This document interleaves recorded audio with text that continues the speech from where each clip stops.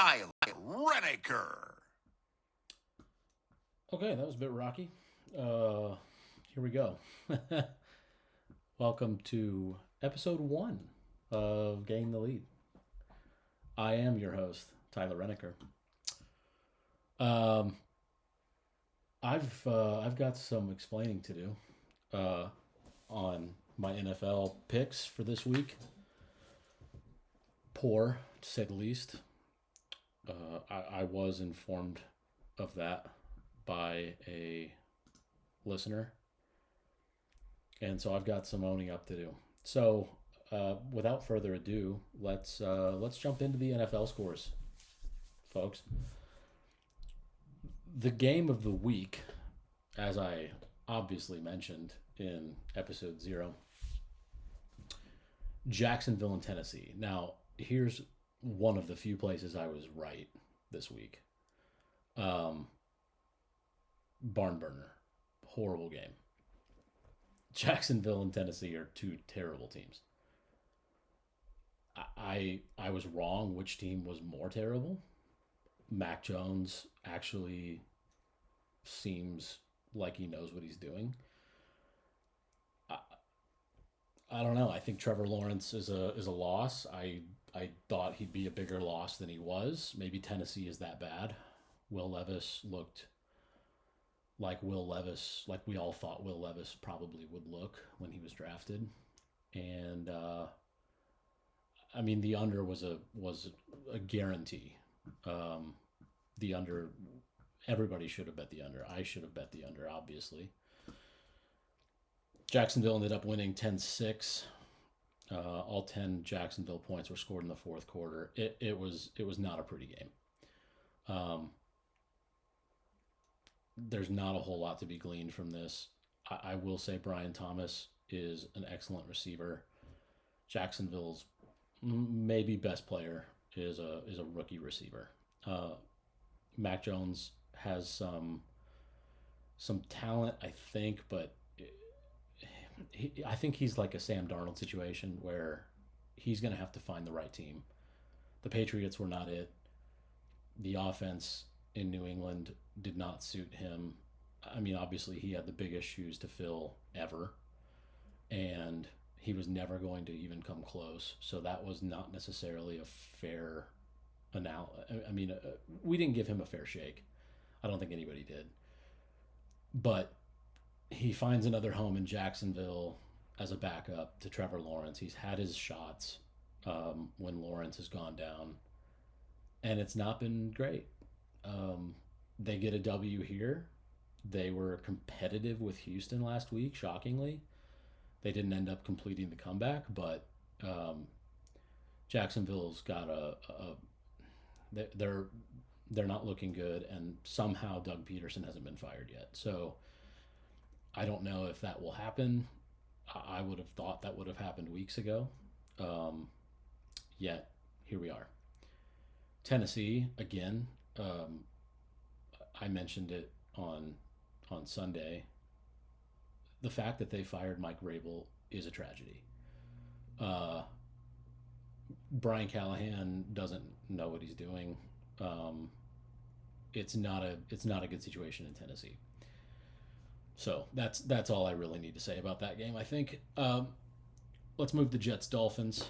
The Jets continue to baffle me and everybody else. New York has so much talent. Devontae Adams looked really good. Garrett Wilson looked pretty good. Rodgers throws for over 300 yards for the first time, and I think I heard 35 games. That's a long time for a quarterback of Aaron Rodgers' caliber. Regardless of what you want to say he is today, that guy's a Hall of Famer. So for him to go, 2.5 seasons without,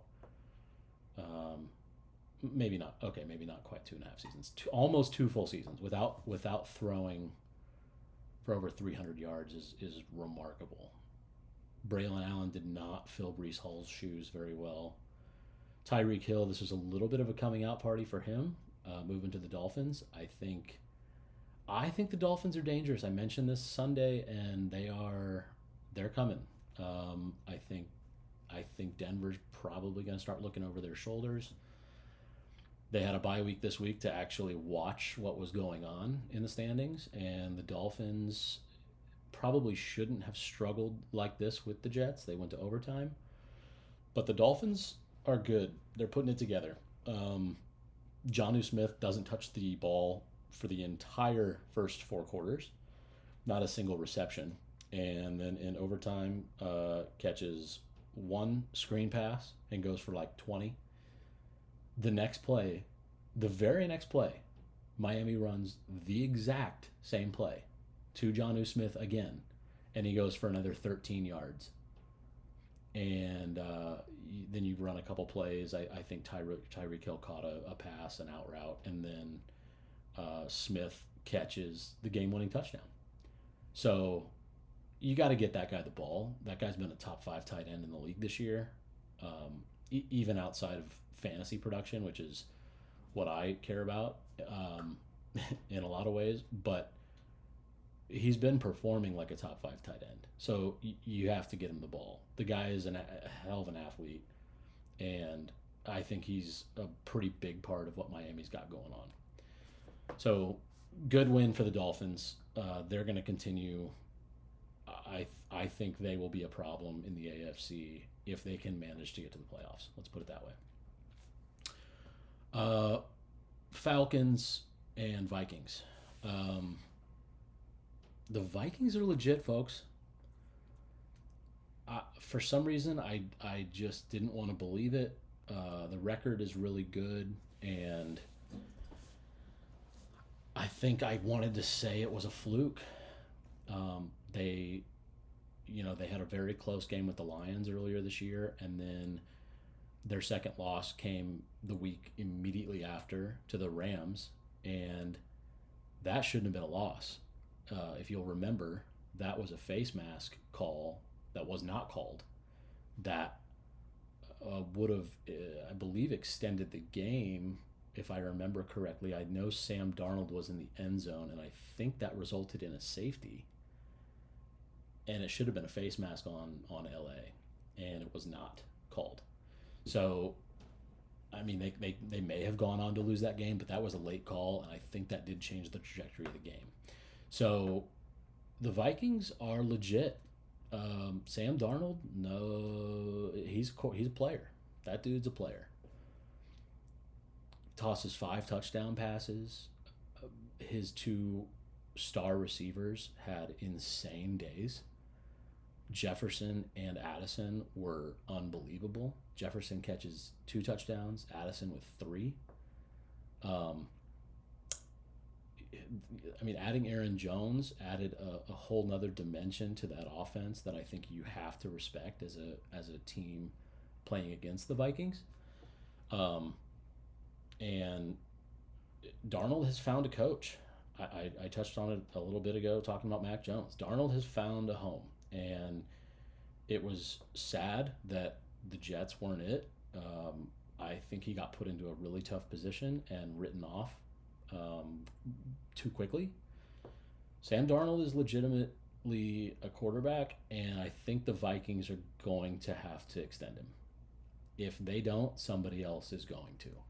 That's where Sam Darnold is playing himself into right now.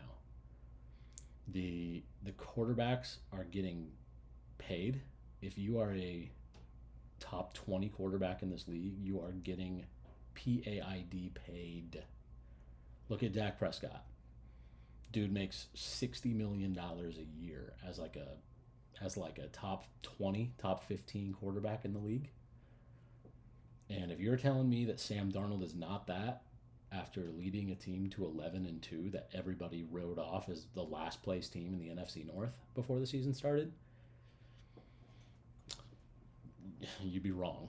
The Falcons, on the other hand, as good as the Vikings look, the Falcons look that bad. Kirk Cousins is looking old. He's looking like he's only got one Achilles. And I mean, they do slip into second place in that division after Tampa wins and beats the Raiders. The Falcons have some soul searching to do as far as what their plans are for the rest of this season. Do they want to take an average and probably mediocre team that's not going to win a playoff game? Do you want to take that and try to put a bunch of band-aids on it and get it limping into the playoffs just to get eviscerated by Philadelphia or Detroit, whoever that 2 seed is going to be, or Green Bay even? No, it's not worth that. Do you put Michael Penix in at this point? I think that's a legitimate conversation to have. Probably wasn't the idea that the organization had when they drafted him, which was a shock in general back in April, to take him in the top 10 of the draft. That was nobody saw it coming. Everybody was shocked by that. And now they might look like geniuses. If they've got to pull Cousins and put Michael Penix in, not everybody's got a top 10 quarterback sitting on the bench. So they may put him in, and their schedule upcoming is not that difficult. I know they've got, I think, the Raiders next. Yep, and then the Giants. So those are a couple of games that the Giants' defensive line's good, but you can ease Michael Penix into an NFL schedule here in the next couple weeks. The Commanders are on the schedule still, and then they finish with the Panthers. So 3 of their last 4 games are winnable games. I don't know if you can win them with Kirk Cousins and how he's playing. He gifted the game to the Vikings. What a nice parting gift to your former team. He got welcomed into Minnesota with a chorus of boos. Interesting. I wouldn't have thought that for Kirk Cousins, who's like one of the most mild-mannered and likable quarterbacks ever. I don't know. The dude shops at Kohl's with Kohl's cash, people. You're going to boo that man? Okay. I guess that's certainly a choice. So, yeah, I think the Vikings are legit. I think they do have another game with the Lions. And let me see. I don't know if they still play the Packers or not. Yeah, both the Packers and Lions. So Minnesota is very much still in the race to win that division. If they can take both of those games, I believe they barely beat Green Bay earlier this season after they went up like 28-0 in no time flat, and then Green Bay, Jordan Love decided to start playing football. And I'm pretty sure the Vikings won by 2. Yeah, 31-29. And so the Packers are not going to be an easy game for them. But if they can take those 2, they'll win the division, which will be, they've still got a very legitimate shot at the 1 seed in the NFC that nobody's talking about. So keep them in mind. We move to the Saints and the Giants. Again, another terrible game, very similar vein to the Jaguars and Titans. Derek Carr goes down in this one, which left us with, I think, 2 decent skill players on the entire field. Alvin Kamara for the Saints and Malik Neighbors for the Giants. And I should say Tyrone Tracy as well, Boilermaker. And that dude can ball.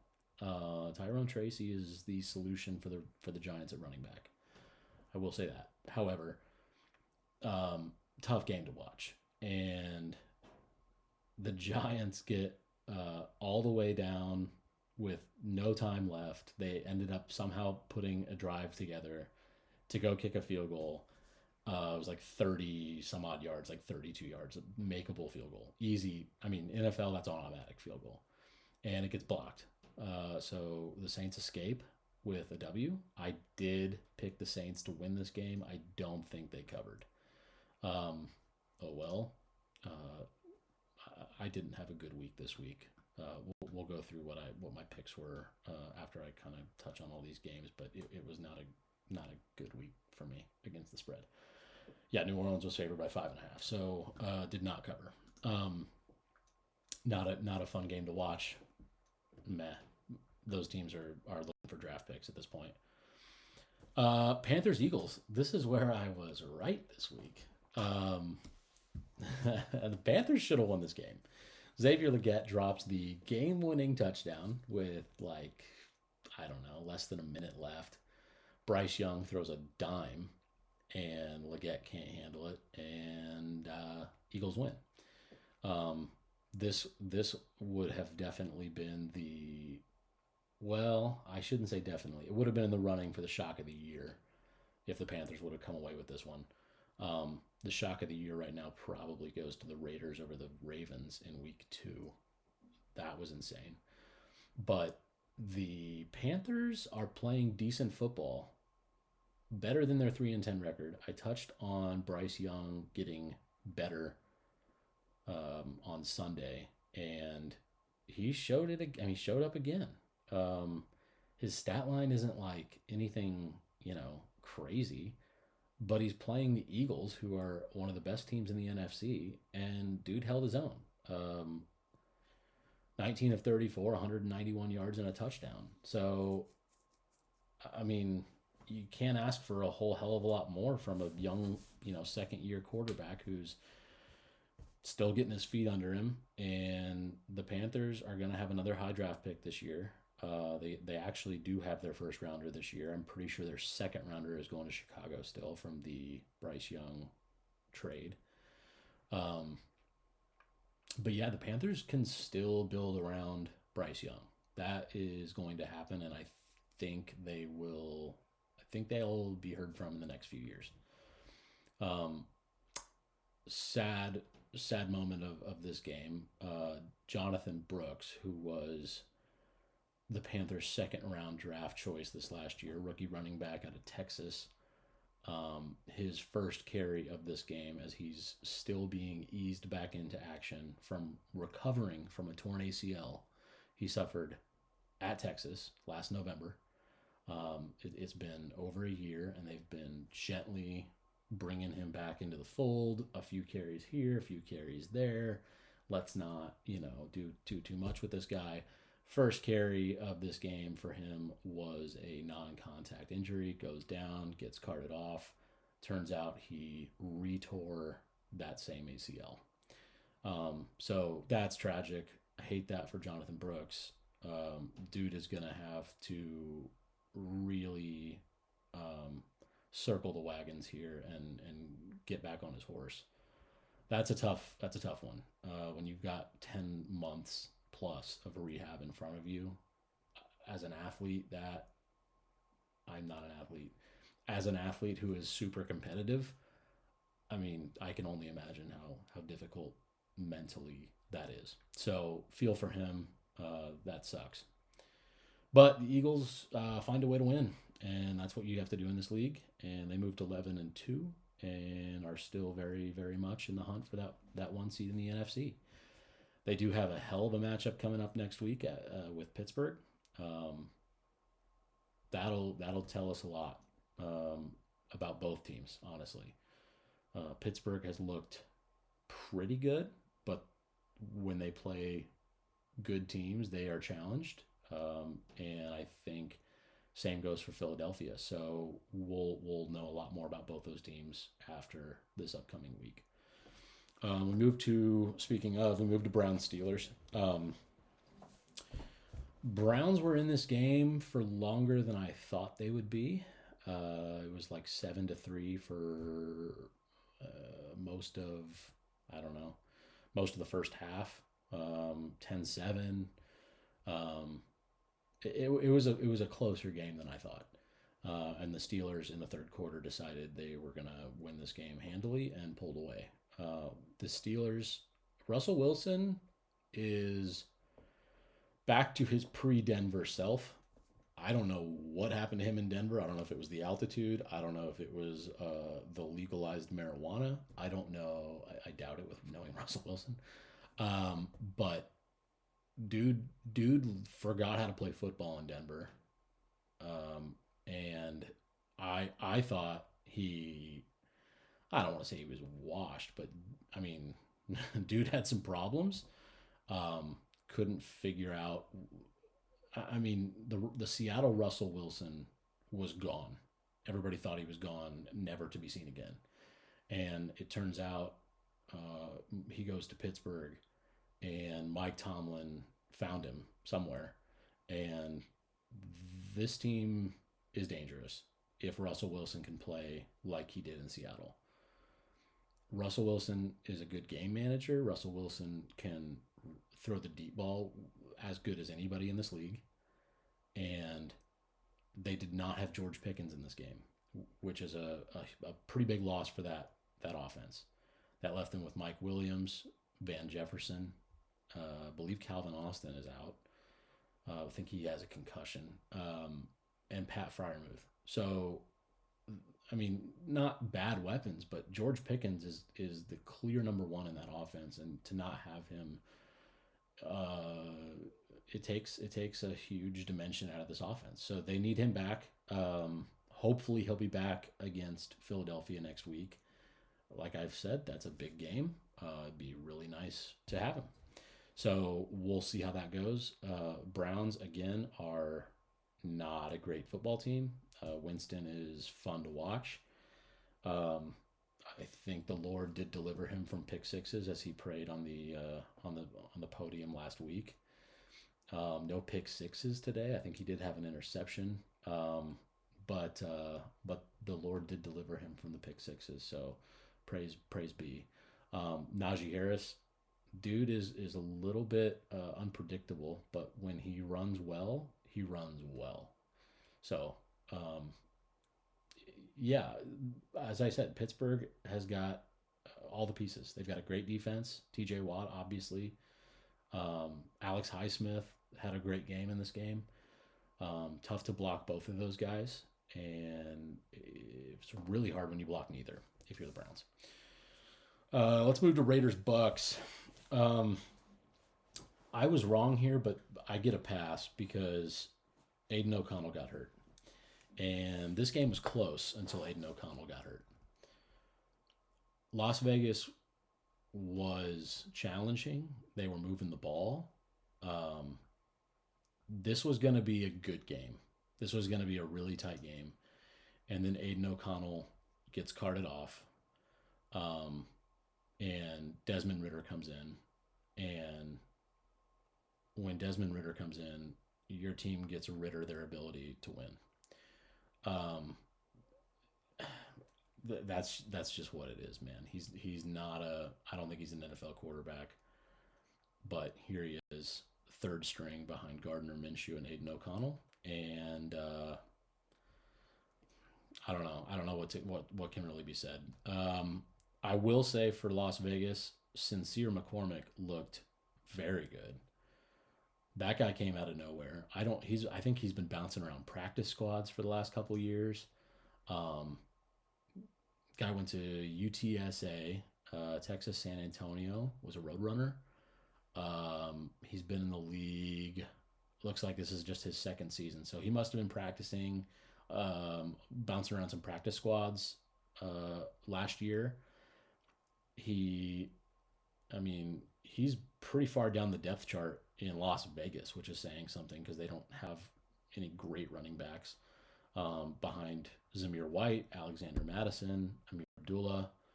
Dylan Laub is a draft pick, a rookie this year that was potentially going to be something, and turns out it's Sincere McCormick that runs 15 carries for 78 yards this game.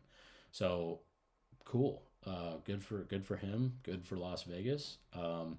I did hear Aiden O'Connell today dodged a bullet, and it turns out it's a bone bruise in his knee and not a torn ligament, not a torn ACL.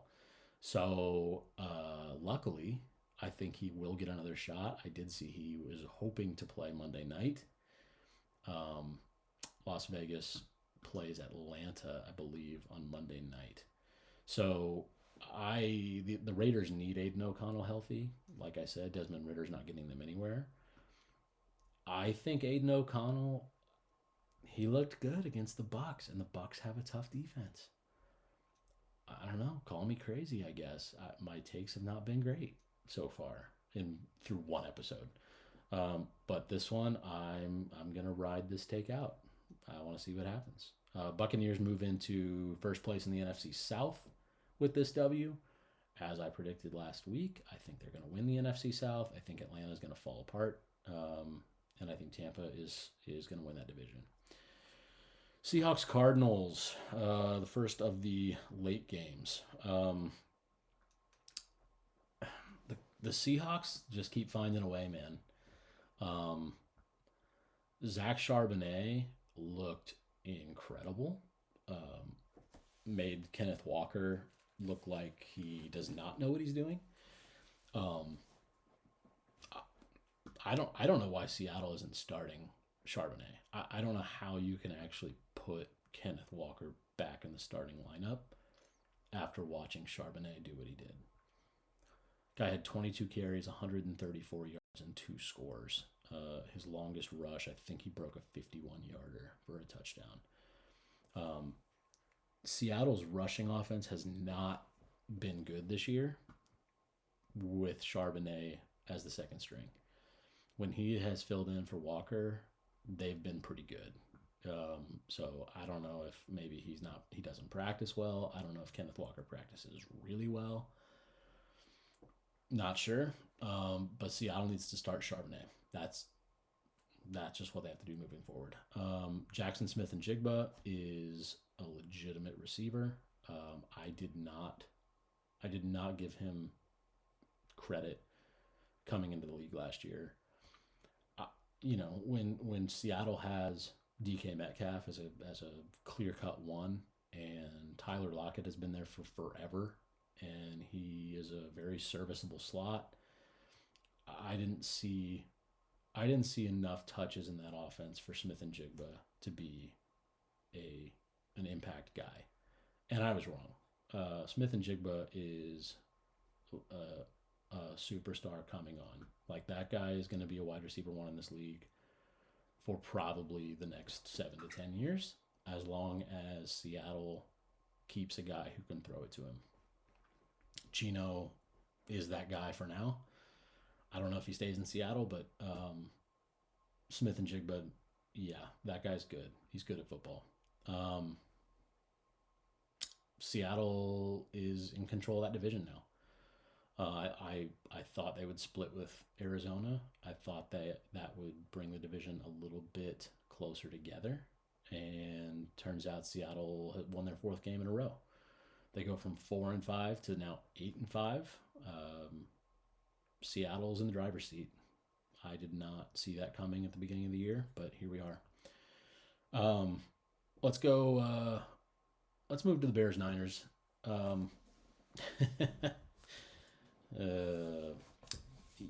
I touched on this on Sunday. The Bears, man, what a shame. Just a tough football team to watch, man. I saw a stat. I don't know how this is real, but I think it is. In the first half, the Bears had 4 total yards, and San Francisco had 310. I mean, 310 to 4 is that's like if you put a Pee-wee squad out there. That's bad. Chicago couldn't figure out how to move the ball early until it was way too late. It's 24-0 at halftime, San Francisco, and so at that point, they can cruise. Isaac Guerrero looked really good until he got hurt in this game. So San Francisco now has 3 running backs that are hurt. The injury woes continue for San Francisco this year. Just a tough year for them. I said they're bad on Sunday. I don't know that they're bad, but they've had some really bad luck, I'll tell you that. The injuries have really hurt them. Debo has not looked like the Debo that we remember from 2020, 2021. I don't know. He's still trying to catch lightning in a bottle, I think.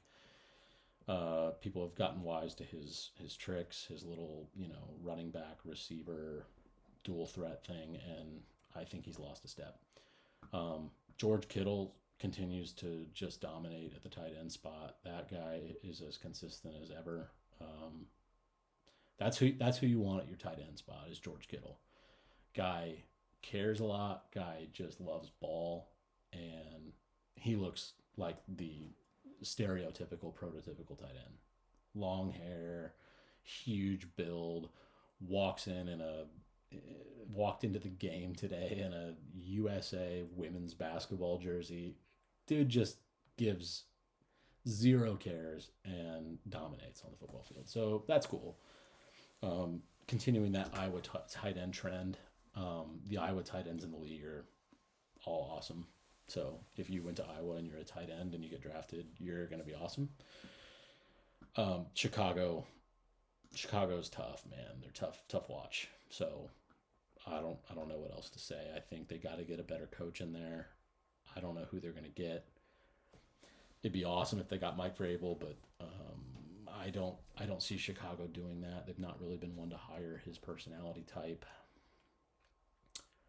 I think they may go after somebody like, I don't know. I hate to say this, but I could see them going after Lincoln Riley because of his connection to Caleb Williams. That would be a shame. Lincoln Riley has not had a good time at USC. He's making a boatload of cash. So I don't know if he'd even want to leave. USC's paying him to be average. And Southern California is pretty nice this time of year. And if you fly to Chicago to check it out, it's not as nice. So I don't know if he would take a similar amount of money and maybe a small raise to coach Chicago. That's his call. That's the Bears' call first, I guess. They might go with him. I don't know. And lastly, Bills Rams. I was wrong here. This was the game of the week, game of the year nominee probably. If you hate defense, this was the game of the year. No defense to be spoken for in this game. Rams win 44-42. Just touchdowns galore. Josh Allen is the first player in NFL history to have 3 passing and 3 rushing touchdowns in the same game. Matt Stafford continues to find a way to lead a team to victory. Guys got some crazy weapons. I mentioned Kyron Williams being very good. I mentioned Puka Nacua a couple days ago. Puka Nacua had an insane game. 12 receptions for 162 yards and a score. And I believe he also ran one in. Puka had 5 carries for 16 yards and a touchdown. So, playmaker, get the ball in his hands. Doesn't matter how. I don't care if you throw it to him. I don't care if he carries it. Guy runs harder than almost any other guy in the league. Cool. Good for LA. That was a crazy draft pick. I'm pretty sure he was picked in like the 4th or 5th round. Yeah, 5th round. 177th pick overall last year. And this dude is insane. So, only 23 years old. Guy's going to be good for a long time. Good for LA, man. LA, I believe, is in second in that division, right behind Seattle. They've kept pace with Seattle. Credit to them. The NFC is crowded in the playoffs right now because you've got all those teams from the NFC North. You've got Detroit, Minnesota, and Green Bay that are all going to make the playoffs. And then I think the last wild card has got to be, at this point, I think it's still the Washington Commanders. So if you don't win the NFC West, you're going to be hard-pressed to get in. So that division is probably going to come down to Seattle and LA. I think, man, I hate to pick. They play each other the last game of the year, week 18. So it may come down to that game. I don't know if I want to pick against Seattle. I pick against them, I feel like, every year, and somehow they continue to shock me. So, but I'm going to pick LA. That is it for the Sunday games. Sunday night, I guess we should chat about, because I should have been right here. Chiefs Chargers. I picked the Chargers, and they should have won, but the Chiefs chief it again and bank in a game-winning field goal. The Chiefs take the win here in 1917. They were down 17-16 with, 3 seconds left? And their kicker, who I've never heard of, a guy who's replacing Butker while he's hurt, decides to bank in a field goal for the win. Matthew Wright. Credit where credit is due. Dude went 4 for 4 field goals, hit a 50-yarder. I mean, Chiefs gonna chief. I don't know what else to say. They do not look good. They're not the Chiefs of the last few years that have just been so fun to watch because they have weapons everywhere. Like, almost the opposite. Mahomes is I can't talk bad about Mahomes, but he's not the Mahomes of the last few years, people. He's a game manager, and he is he does just well enough for them to win. That's it. So I don't know what else to say, but Kansas City's 12-1, and I don't know. The Chargers had it. The Chargers were down big at half. They were down 13-0 at halftime. Harbaugh probably gave some crazy rah-rah halftime speech. They come out of halftime and take the lead 14-13. I think the Chargers are good enough to make some noise in the playoffs. And they have to get there first, but I think they're good enough to make noise in the playoffs. I would not want to play them. As long as Herbert stays healthy, I think J.K. Dobbins is supposed to be back by then. They've sorely missed him at running back. And then Ladd McConkey was also out at receiver this game for LA. And Ladd has been their number one receiver this year. He's kind of been thrust into that role, and he's been pretty good. He's been getting a lot better as the weeks go by. I heard a comp to Steve Smith this week, which is a very strange comparison for a Ladd McConkey. But I don't know. Steve Smith didn't sound offended, so good for Ladd. Go Ladd. I'm a Ladd fan. That's cool stuff. So look out for the Chargers, but the Chiefs continue to win. So I don't know what else to say about that. I do have Monday Night Football on right now, and looks like I'm going to be wrong about this one too. It's 20-20 right now with 4 minutes to go. Cincinnati does have the ball, so they may score here to take the lead. I like my odds with Joe Burrow versus Cooper Rush, but I don't know, man. I've been really wrong this week. So let's go back and we can kind of tally up the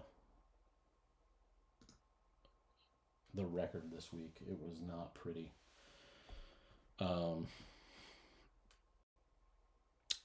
Tennessee lost 0-1. Miami won 1-1. Minnesota won 2-1. New Orleans won 3-1. Philadelphia won 4-1, but Carolina did cover. I mentioned that. Pittsburgh won 5-1. Tampa Bay won 6-1. Seattle won. That makes me 6-2. LA won. That makes me 6-3. San Francisco won. That makes me 6-4. So the afternoon games did not go well for me. And KC won. That makes me 6-5. So tough week. Just picking winners, I should be a heck of a lot better than 6-5. So to those of you who listen to this podcast and depend on me for your NFL information, I am embarrassed. I am truly sorry. I will be better. And Cincinnati, if Cincinnati doesn't win, I'll be 6-6 this week, which is just pathetic. So sorry about that. That's rough stuff. Let's move to something else. Shall we? Let's talk about Purdue's new head coach, huh? Huh? Um, when I heard this, so Barry Odom was a name that was mentioned from the get go. Once Walters was fired, Barry Odom was a name that was getting tossed around along with like six others, right? And the only memory I have of Barry Odom is Missouri, back in 2017. Missouri, I believe, came in to Ross Aid, and Jeff Brom beat the brakes off of Missouri. It was like 35-3. Embarrassed them. I mean, it was like an FCS school. It was not great, and Purdue was nothing like super special in 2017. I mean, I don't have the record up in front of me. I guess I should probably get it, but it wasn't.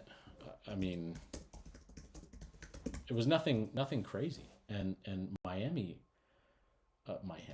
Missouri came in and just looked atrocious. So that's my only real memory of Barry Odom. And so when he was being mentioned, as the as a option for Purdue, but then later in the week he started to get mentioned as the front runner, I was a bit skeptical. I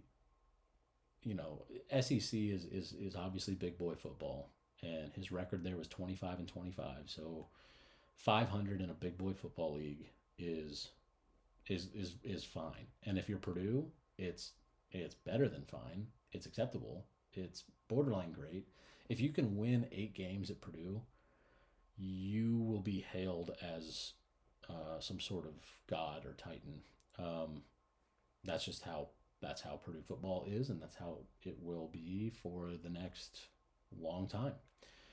So, fine. Now, but I will say, so this was made official, I think, on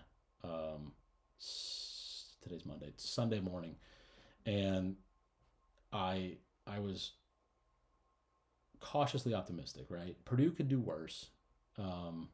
There's obviously worse coaches that Purdue could have hired here. I'm not going to name names. You all know who I'm talking about. I also think they could have done better, but I don't think that the better options really want to come to Purdue. I love Purdue. I know Purdue fans love Purdue, and we would not. That's our school, right? But I'm just trying to speak objectively here. I don't think Purdue is that desirable of a job if you are a Jamie Chadwell, Rhett Lashley, Matt Campbell, a bigger coaching name that is getting thrown around in this cycle. So for what Purdue is, for what they have to offer, for the basement that we are climbing out of, Barry Odom is a good hire. And it's gotten better in the last 24 hours as I've watched his first speech to the team was awesome. And when I started to hear details about what happened in that meeting, that first team meeting, I am ready to run through a brick wall for the guy, inject it into my veins. It's gonna be awesome. I think hearing what happened today makes me really question what was going on in this program for the last longer than that even. Because I think even in the Brom era, I think this team lacked discipline. Now, rumor has it that Barry Odom came in today, talked to the team for a little bit, introduced himself, said, "Hey, love to meet with you guys. Time to get to work. Let's turn this back into a winning program." And a certain player's cell phone went off in the meeting, and he immediately dismissed the player from the meeting, which I love. I think that's awesome. That's super hardcore. That's kind of badass. It's a no nonsense. It's a as a Division I scholarship athlete, you know what is the right time for your cell phone to be on silent and what is the wrong time for your cell phone to be off silent. And a team meeting with a brand new football coach is probably not a great time for your cell phone to be on loud or whatever you want to call it. So credit to Coach O. Get out of here. If you're not treating this meeting seriously, I don't really want you in the room. And to boot, I heard some more information. Furthermore, that 2 players showed up late to said meeting, and he told them to turn their happy booties around and get out. If you're going to be late, don't bother. And that's awesome because he doesn't even know who those guys are. Those 2 guys could be our starting quarterback and our starting running back. And they showed up late, and he told them to turn around and leave. And that's awesome. So I'm happy that we have a guy who demands respect and who demands discipline and who knows how to run a football program and be a leader of men. I know that's kind of a buzz term lately, is the whole leader of men thing. Has some credence, I mean, that you got to give credit where credit is due. And I know it's been a day, so pump the brakes a little bit, but I like what I'm seeing. And I'm counting down to 9 months from now when Purdue football is starting back up, and we're just going to kick the crap out of poor Ball State. I feel bad for Ball State. They're going to have a new coach as well, so they're probably going to be feeling good until, like, the first 6 minutes of the game in Ross-Ade when they're down like 21-0, and it's going to be awesome. So, yeah, might have to buy season tickets. So I'm pretty happy with that. Pretty happy with the hire. The other hires to talk about, the only other openings in Power 4 football are North Carolina. Mac Brown was voluntold to retire. Fired, I guess. I don't know. He's like, I don't want to retire. I think I'm going to come back. And they're like, no, you're not. Get out. We gave you an opportunity to resign, and you did not take it. So bye. See you later. So that job is open, and they've been interviewing Bill Belichick. Is one of the candidates that is a serious candidate for that job. I heard that, and I thought it was totally a publicity stunt. Why would they hire? I mean, come on. You're going to interview Bill Belichick, the winningest, coach in NFL history. You're telling me he wants to come to the college game and navigate through this whole NIL thing and try to go recruit players, go into their homes and tell them about how great North Carolina is when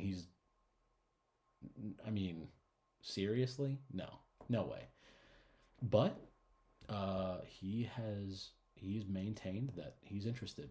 And I think there's some legitimate interest from both sides. I secretly would have kind of liked him at Purdue, and I think he would have been a terrible football coach at Purdue. But the publicity alone would have been insane. Oh, it would have been awesome. Like, Bill Belichick, no matter where he goes next, NFL or college, there are going to be eyeballs on that team like you wouldn't believe. You might believe it. And I think eyeballs mean sponsors. Eyeballs mean money. Sponsors mean money. NIL is a big factor in how well a football team performs today. And if you can get eyeballs, you can get sponsors. And if you can get sponsors, you can get money. And if you can get money, you can get players. And if you can get players, you can get wins. And I don't know. I think it would have been interesting. But Purdue's not going to do that. That's not something Purdue would do. So we'll see where North Carolina goes. West Virginia is also still open after they fired Neil Brown. Neil Brown was previously at Troy and was a good coach there. Could not handle the step up to the Power Four. Just never really grabbed control at West Virginia. I think they had the talent and the skill to be good. A lot of people liked them as the underdog to beat Penn State in the first game of the year. A lot of people liked them in the Big 12 to make some noise, and they did not. I think they went 5-5 this year, something like that. So I'm sorry, not 5-5, 6-6. I don't even think they made a bowl. I think they ended up being 5-7 more than likely. So anyway, they move on from Neil Brown. That job is still open. That is the name Rich Rodriguez is being thrown around for a honeymoon at West Virginia. Now, for those of you who do not follow college football closely, Rich Rodriguez was previously at West Virginia. Probably it's been probably 10 years ago now, and Rich Rodriguez had West Virginia in a great spot. West Virginia was in like a New Year's Six bowl. This was back when West Virginia, I believe, had like Pat White and Steve Slayton. I mean, those West Virginia teams were awesome. Super cool to watch. So this was almost 20 years ago, actually. So Rich Rod left West Virginia in 2007 and was hired by Michigan to succeed Lloyd Carr.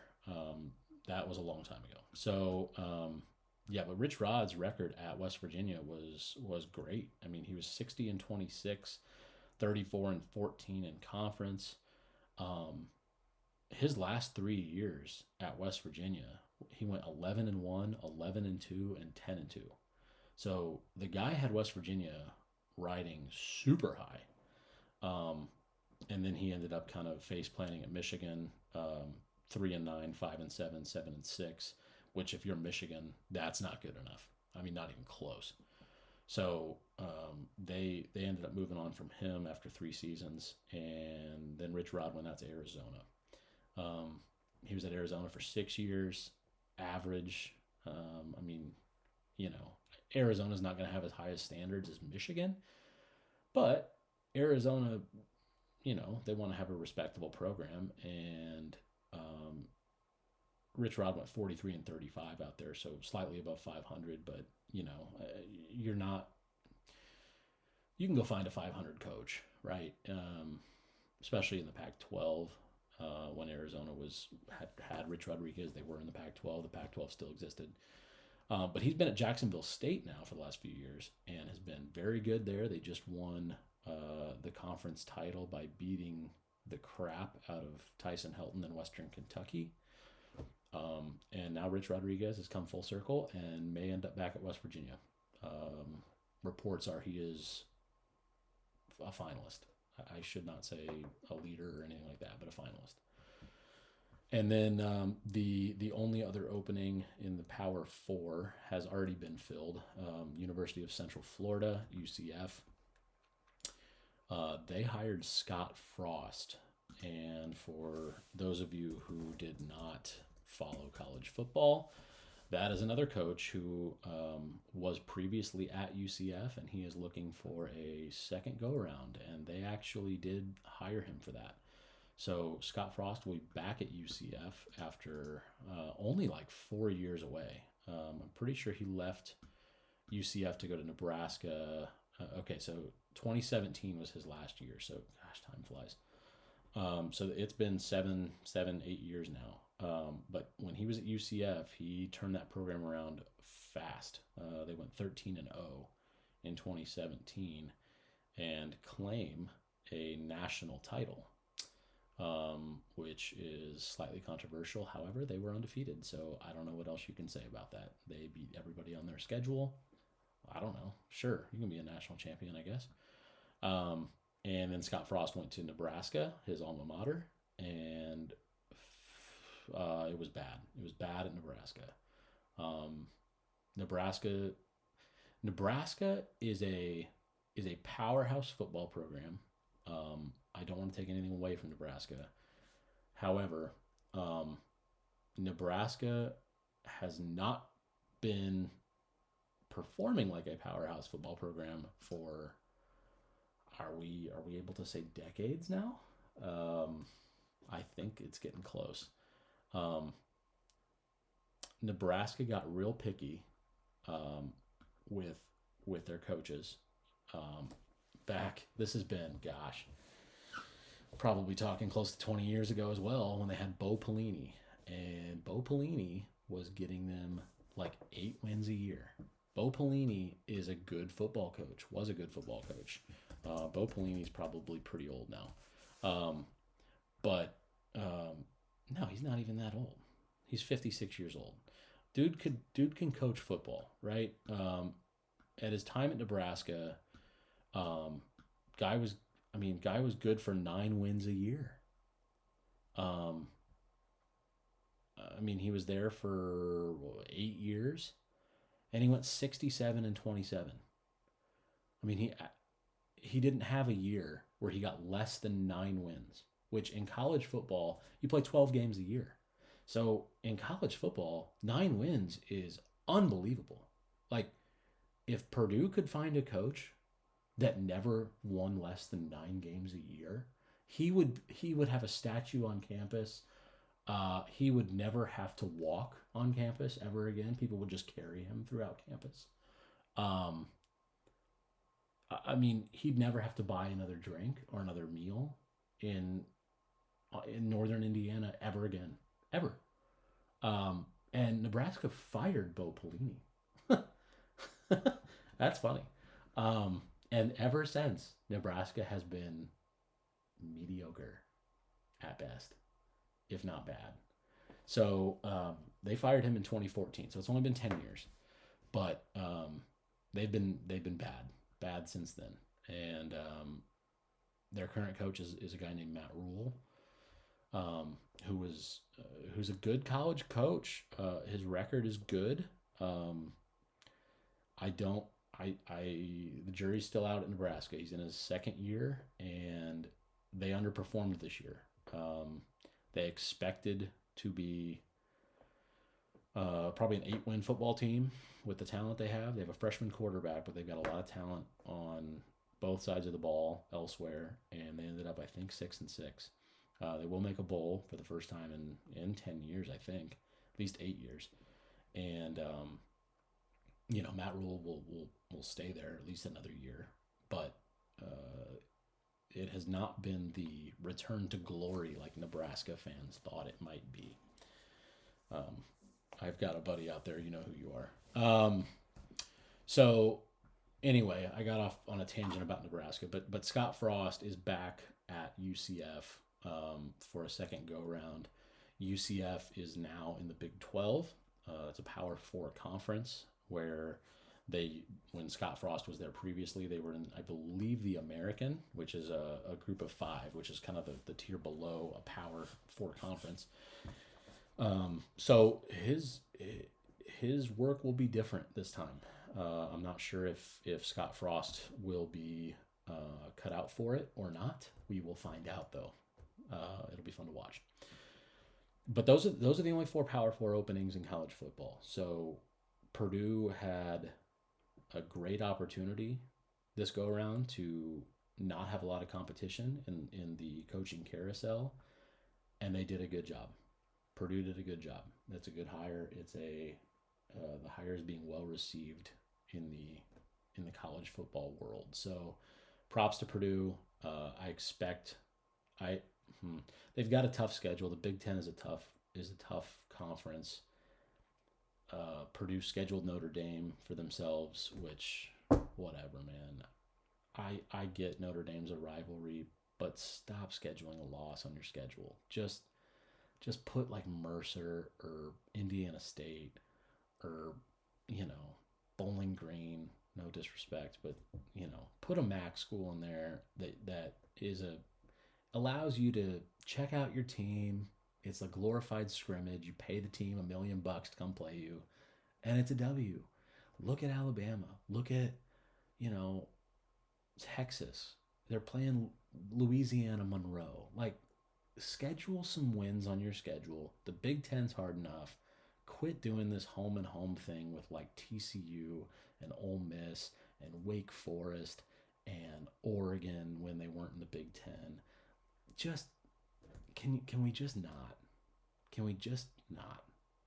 I don't think I would go as far as to say let's buy out those games, but let's not schedule those anymore. Anyways, so yeah, that's the college football happenings. The playoff schedule or the playoff bracket did come out. Alabama is out, which I am happy about, and it's I've seen some tweets that are saying, oh, everybody's saying Alabama's out is just proof that they're scared of Alabama and they should be in. No, we're just tired of Alabama being in the playoff every year when they don't deserve to be in the playoff every year. They're credit to Nick Saban. They've had a good program for the last 20 years, but the years that they are fringe, the years that they have a bad loss, they're in just because they're called Alabama. And I think most people are tired of it. And they definitely didn't deserve to be in this year, losing to both Vanderbilt and Oklahoma. I mean, those teams are 500 teams, and I'm sorry, if you lose both those games, you are not eligible to be a national champion. If you want to be in there, don't lose those games. It's pretty simple. So I'm glad that Alabama is out. They did the right thing and they kept SMU in the college football playoff. The matchups, I don't know, man. I think the automatic buys are overall a bad thing. I understand why they were put in place because conference championships should matter. I agree with that. I think conference championships should absolutely matter. However, just weight them in the final rankings. Give the team who wins a conference championship a bump in the rankings, and then just bracket them based on the rankings. Because Oregon is the 1 seed. They're the only undefeated team in college football. They've been the best team all year. It's really not even up for discussion. Oregon is the best team in college football as it stands right now. However, they got screwed in this bracket, flat out, because they have to play the winner of Ohio State and Tennessee. Both of those programs are notoriously great football programs. I know Tennessee has not been world beaters the last 10 years, but they've got talent. And they've got a massive stadium. They play in the SEC. They're a powerhouse. I don't care what their record has been the last few years. Josh Heupel has them where they should be, and they're in the playoff. That game, that Ohio State-Tennessee game, will be insane. But the advantage to playing in the first round is you get that you get those playoff jitters kind of out of the way, right? They get to play a whole game. Tennessee will be in Columbus. It'll be at Ohio State. But they get to play a full game. And then they'll go play Oregon, who will not have played a 12-team playoff game yet. So they'll have some of those first game jitters, the 1 seed pressure. And Ohio State or Tennessee, whoever wins that game, I happen to think Tennessee will win that game. They'll be playing kind of a, oh, we're good. We've got a game under our belts. The pressure is not really there because we're a 9 seed. Nobody's really assuming we'll win. Nothing to lose mindset, that kind of thing. So Oregon got a tough draw. Not gonna lie. And then compare that. So the 2 seed is Georgia for winning the SEC championship, and I think they're seated correctly. Georgia's fine up there. Carson Beck did get hurt. I want to say his wrist maybe. They've got a couple weeks until they play. I haven't seen if he'll play or not. That will matter. But I'm sure Georgia's second string quarterback is not a slouch. Georgia will play the winner of Notre Dame and Indiana, which has to be the most fascinating matchup in this bracket. Because Indiana is a poverty football program. Now, Indiana is a good football team this year, and Coach Signetti is a good football coach. Indiana, historically, for when I say historically, I'm talking 100 years, people. Indiana has been poverty football program. Bad team. Year after year. They haven't won a bowl game in, I think, since I've been alive. I think 1990 might be their last bowl win. So they have historically been a horrible football school. That said, everybody knows that Indiana has historically been an excellent basketball school. So most of Indiana's fans root for their basketball team in the winter, and they root for their football team, also known as the Notre Dame Fighting Irish, during football season. This is why they're referred to as the reversible jacket crowd, because one side of their jacket is Notre Dame, blue and green, and the other side is cream and crimson for their basketball team. So here we are. Fast forward to Indiana's best season ever by a lot, and here they get matched up with their Indiana North, which is kind of hilarious. It's good and bad because one of their teams will be eliminated and one of them will move forward to the next round. So I guess Indiana has a vested rooting interest no matter what. But it's funny. They will play that game in South Bend. The ticket allotments for these games have been interesting. College football has, I believe, set aside 3,500 visitor tickets in each of these stadiums. Which, if you're Tennessee, if you're Clemson going to Texas to play Texas, going to Austin, if you're SMU going to Happy Valley to play Penn State, that stinks. That is going to be a full-blown away game. If your school only has 3,500 tickets in any of those stadiums, you're talking 100,000 people. So that's at best, that's 3.5%. I can do math. But you'll probably get a few people on the secondary market that find tickets that are crazy marked up. So, but even then, it's going to be an overwhelmingly away game. I mean, the environment will be crazy. All except for Notre Dame. I mean, obviously everybody in that stadium is going to be a Notre Dame fan, but if you're an Indiana fan, you can just call the Notre Dame ticket office and be like, "Oh, I'm a Notre Dame fan. I've had Notre Dame season tickets for forever, even though I like Indiana, even though I'm an Indiana alum, even though I live in Bloomington, even though whatever." Most of these Indiana fans are probably Notre Dame fans. So I don't know how Notre Dame is going to decipher who is a home fan and who is an away fan. Beats me. I don't know.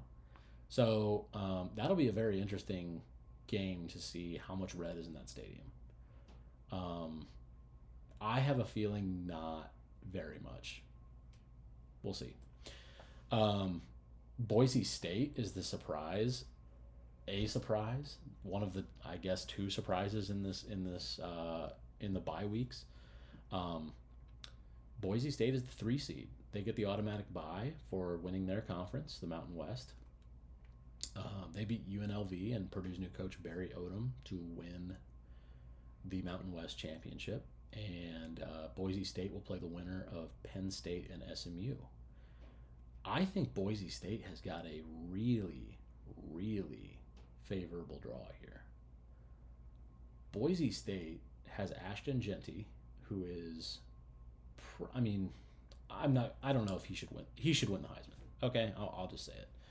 Um, Travis Hunter is a generational talent. Plays all kinds of snaps. Travis Hunter, for those of you who do not know, plays both sides of the ball, which is unheard of in college football. He plays both wide receiver and cornerback. He is a probably top 25 wide receiver in college football. He's a top 3 cornerback in college football. Guy's a much better corner than a receiver. His defensive grade is insane. Very, very, very, very, very good defensive back. That said, the last defensive back to win the Heisman, I think, was Charles Woodson. And I don't think his numbers are... Now, his defensive grade is probably close to what Charles Woodson's was. But I don't think his numbers are Charles Woodson numbers. He's the heavy favorite to win the Heisman Trophy. However, Ashton Genty is a generational running back. His numbers are comparable, if not better than, the last few running backs to win the Heisman. Talking Derrick Henry, talking Mark Ingram. I don't know if they comped him to Reggie Bush or not, but those are the names that are being mentioned with Ashton Genty. Guy is unbelievable. Impossible to bring down. Averages like 7 yards a carry, which is insane. And I think he's got 30 touchdowns this year, something like that. I think he's still 100 yards short of Barry Sanders' all-time season record of like 2,500 yards in a season. They'll have at least one game left, maybe more if they can beat Penn State or SMU. But back to their draw, I think they've got an excellent draw. Penn State hasn't really played anybody this year until they played Oregon. They played Ohio State. They got beat relatively soundly. They played Oregon, and I don't think that game was as close as the final score shows. They lost to Oregon by 8 points, but Oregon seemed to be in control of that game the majority of the game. I don't think Oregon was ever like super nervous about that game. So in the games that Penn State has had this year against, top talent, I don't think they've performed that well. So we'll see how they stack up. SMU is out of Dallas, Texas, Southern Methodist University. It is their first year in the ACC, the Atlantic Coast Conference. They are not on the Atlantic Coast, I understand. Neither is Stanford or Cal, but they are also in the ACC. Yeah, go figure. However, SMU finished second in that conference. They lost to Clemson in the ACC title game. SMU is historically a decent program, but they have not been in a Power 4 conference for a long time, if ever. So I think they've kind of got that underdog type feel to them, but they are a talented team. However, they're not Ohio State or Tennessee. They're not Texas. They're not Notre Dame. So Boise State, I think they can win their second round game, and I think they'll play the winner of Georgia and either Notre Dame or Indiana. Probably it'll more than likely be Georgia. But Georgia hasn't been the Georgia of the last few years either. So I kind of think Boise State's a little bit of a dark horse here. We'll see what happens. The last matchup is Clemson and Texas. That is in Austin. Clemson barely sneaks into the playoff after beating SMU, as I mentioned, in the ACC title game. So Clemson did receive an automatic bid as an ACC champion, but they were the lowest ranked conference champion, so they do not receive a bye. The team to receive the last bye was Arizona State, who won the Big 12 after Arizona State was picked dead last in the preseason poll to win the Big 12. They were picked 16 out of 16. And They ended up winning the Big 12. So that goes to show what everybody knew. Credit to Arizona State and Kenny Dillingham. Great job there in Tempe. That's unbelievable work. Cool for Arizona State to be here. They will play the winner of Texas and Clemson. Texas has not really had any games against, power. Obviously, they play in the SEC, so take this with a grain of salt. But they did not have to play the top half of the SEC this year, other than Georgia. And Georgia beat them twice. So Texas is rather unproven. Clemson, I don't know. They got boat raced by Georgia too. So here you have a couple teams that got absolutely, blown out by Georgia this year. They're going to play each other for the right to play Arizona State. So I don't know. I think the playoff has some intrigue. Like I said, I'm happy to not see Alabama in it. I think it's kind of refreshing. Sorry, Alabama fans. But yeah, I'm looking forward to watching that. I did see a concept thrown around on Twitter that I'm going to throw my support behind 100%. We should totally see a college football NIT. That would be badass. So the last, teams ranked 13 through, 25. Throw them in another tournament. Why not? Like, if we're going to play more football, let's play more football. That way you can see the Armies and the Colorados and the Illinois and the, Michigan maybe. I don't know. If they beat Ohio State, maybe you throw them in the NIT. I don't know. Pick some teams that are going to get eyes. Sure. Obviously Michigan was not a great team this year, but they've got a big enough fan base that, if you throw them in an NIT tournament, you're going to get some people watching. I don't know. I think it'd be a cool idea. I'm not going to spend too much time on it because it's not real right now. I totally neglected this on Sunday, but I do want to touch on it as well. I am going to touch on college hoops as we move through the college hoops season. I'm a big college basketball fan as a Purdue fan. Purdue's been very good the last few years. Zach Edey is not just tall. I want to say that for all of you listening who think he's just tall. If you think he's just tall and that's the only reason he's good, watch Florida and watch that guy who's like 7'9", and then come back and tell me if Zach Edey is only good because he's tall, that dude for Florida should be winning National Player of the Year, hands down, easy, not even a question. If he's 7'9", it's 5 inches taller than Zach Edey. It means he's 5 inches better. It doesn't work that way. So just want you all to know that. But yeah, Purdue lost Edey this year, obviously, to the draft, and has a decent team back, but they've still yet to kind of find their groove.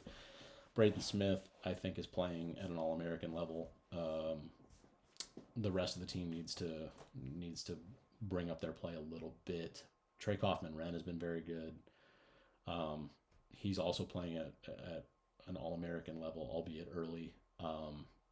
Lawyer's a great player. Lawyer's stats do not show his impact on the game. Lawyer, I think, for the most part, should not leave the floor if we can help it. Lawyer is a heady player, knows what he's doing, takes a charge, is in the right place at the right time. He did not look himself in Happy Valley against Penn State this last week. Uncharacteristic of him, but I think Purdue will be. I think Purdue will hang around this year. I think they're probably a Sweet 16 caliber team. Obviously, anybody can catch fire in the NCAA tournament, but I think in general that's Purdue's rough ceiling this year. Who are the good teams in college basketball this year? Auburn seems to be head and shoulders above everybody else. I know they lost to Duke this last week. I don't know. Duke has lost a few games to big teams. They were at Duke, so home game for Duke, and they beat Auburn. I guess whatever. It's an early season, but Auburn looks really good. They do have a matchup with Purdue in a couple weeks, so watch that if you care. But Auburn is a very good basketball team. Tennessee, I believe, is ranked 1 this week. Tennessee's looked very, very good. They played very well in their MTE tournament. So, I mean, I don't know. Tennessee, obviously, we watched them last year with Dalton Connect. He was very, very good for them. I don't know how many guys they have back this year. To be honest, I've watched very little of Tennessee so far this year, but they're undefeated. They blew the doors off of Baylor. I mean, you've got to put an undefeated team up at the top, and they have not played a slouch schedule. So credit where credit's due there. Iowa State is another one that I have not watched a bunch of. I believe their only loss is to Auburn out in Maui. I think that's correct. So Iowa State's another good team. Marquette looked very good against Purdue. So, they're another great team, I think, that you need to watch out for this year. So anyway, it's early in college basketball. We will dive more into that once we get into conference play, once we have a little bit more of a body of work from a lot of these teams to look at, talk about, kind of glean more information. Lastly, I do kind of want to touch on golf. The Hero World Challenge was this week, and Scottie Scheffler is still the best player in the world by a lot. Scottie Scheffler is unbelievable. I don't know if the average person out there has had a chance to watch Scottie Scheffler play golf.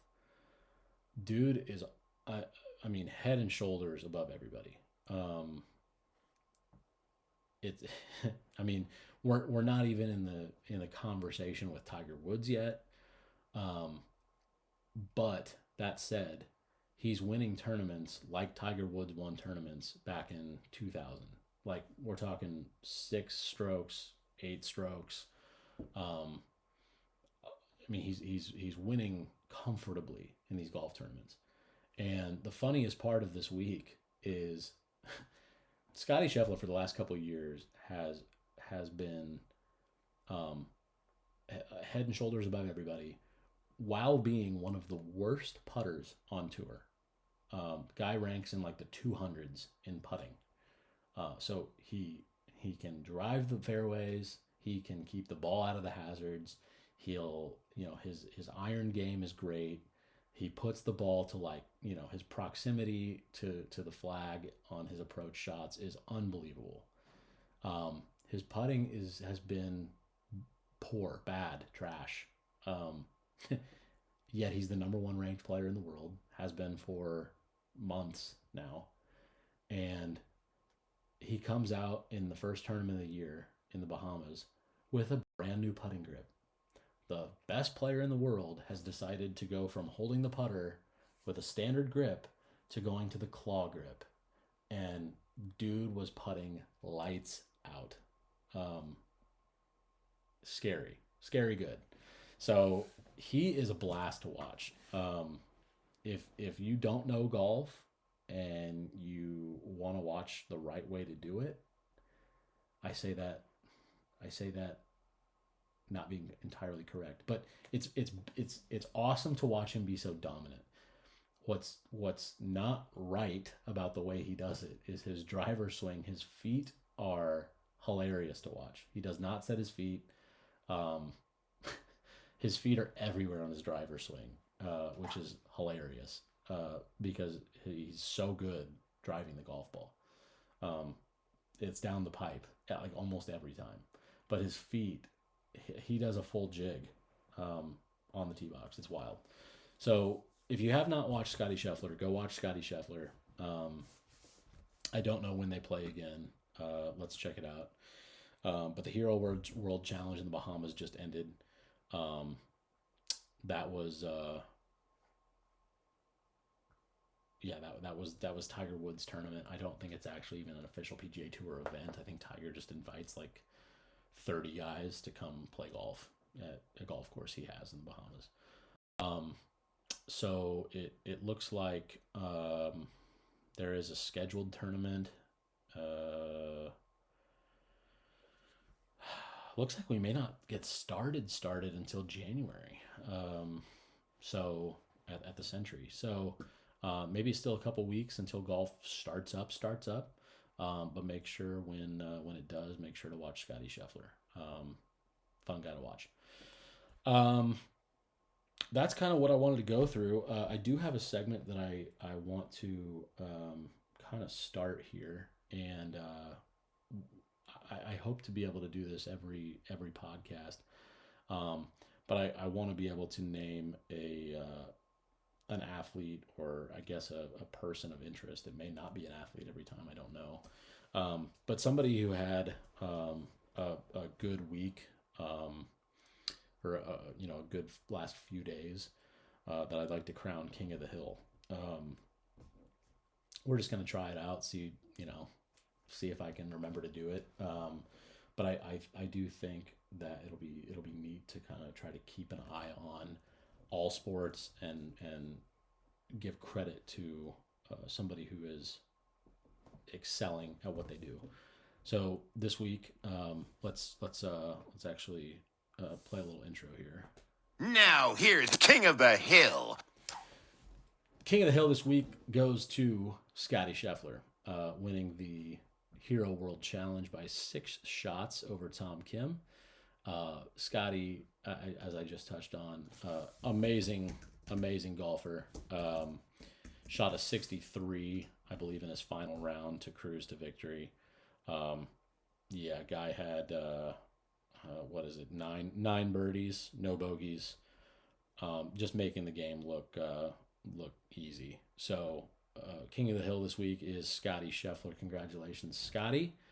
That is going to do it for me today, everybody. I appreciate you joining me, whether live on Facebook or if you listen to the podcast. Appreciate the listens, and we hope to have you join us again.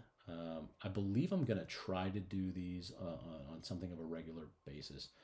I want to do them Monday nights to go through NFL results, and then I'll probably try to do them either Thursday night or Friday night to preview college sports and the NFL weekend. So we'll look out for a new podcast to be released either early Friday morning or early Saturday morning.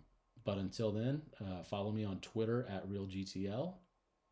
Find me on Spotify. Subscribe to that.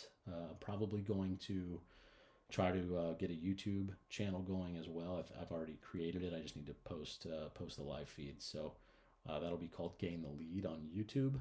And would love you to join me on this journey for this new podcast. So appreciate y'all listening, and hope everybody has a great night. Appreciate you joining me, and y'all stay classy.